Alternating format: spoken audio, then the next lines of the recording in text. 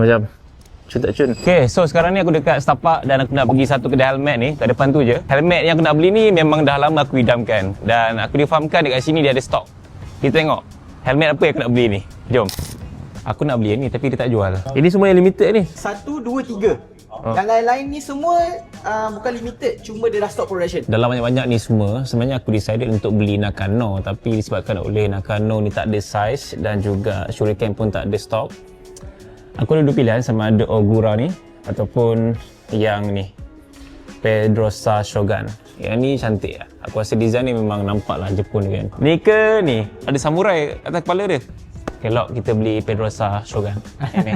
Cuma kalau kata merah, kalau abang perasan dia lebih nampak kontra tau. Tapi kalau kata abang masuk silver, dia lebih nampak kepada dekat helmet. So bila abang bercakap ataupun ride masa hujan atau ride genting, dia tak ada berkabus lah. Berapa ringgit tambah? Kalau kata pilot clear 200. Okey, pilot ni dia ada penjagaan dia lah. Abang jangan kain tu, jangan lock macam tu. Tap. Okey. Okey. Sebab kalau kata abang macam ni, Habis, calar. calar. Sebab dia getah. Baik lah. Handsome tu lah. So inilah dia kita punya Arai RX-7X Pedrosa Shogun. Okay, thank you bang. Okay, jumpa lagi. Assalamualaikum. Right. Next kita nak beli satu lagi Arai. Yang ni dia limited sikit. Dan kedai ni ada jual. Kita tengok pula Arai apa next aku nak beli. So ada dua biji. Satu full face, satu lagi open face. Rasanya ada tiga jenis Nakano Shuriken ni. Ada yang silver belakang. Ini untuk Malaysia punya market. And then ada warna gold dengan warna hijau. Warna hijau tu yang paling mahal. Yang ni kira okey sikit lah harga dia kan, kalau bandingkan warna hijau tu limited edition.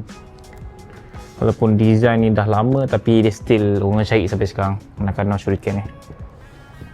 Aku suka lah colour dia sebab dia ada mix banyak colour dan ikonik lah mata ni kan. Ni nampak muka ke dari luar? Ni nampak muka. Matahari kira dia okey lah kan? Dia okey, dia ada UV protection.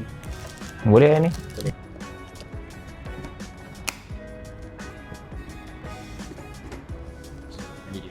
Baik lah. Handsome lah. Macam cun tak cun. Ngam. Finally berjaya untuk beli satu Arai Nakano Shuriken kat sini. Harga pun okey lah. Bukannya overpriced sangat lah.